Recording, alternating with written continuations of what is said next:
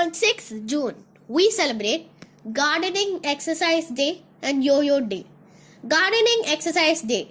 Research indicates the Gardening Exercise Day originate with gardening clubs and groups. It is a day when people are encouraged to get off the couch, head out into the garden and tend their patches.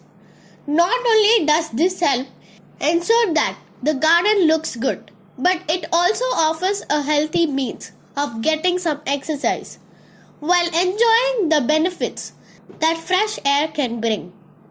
To enjoy Gardening Exercise Day, all that is really required is to head out and water the plants, now the lawn, and do weeding. But more attractive people may choose to increase the intensity of their gardening efforts to really reap the rewards of exercise. Yo-Yo Day.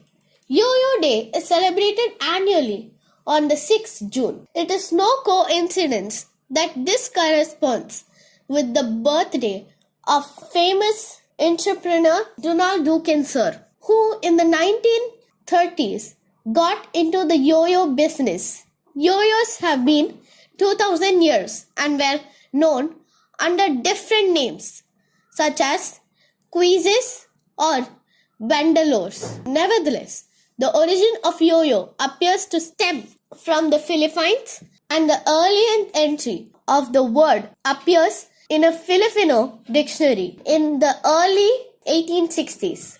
In 1920s, Pedro Flores, a man with Philippine roots, began constructing yo-yos in America. He is stunned with how American youngsters, adolescents, took to the toy and started mass producing the product.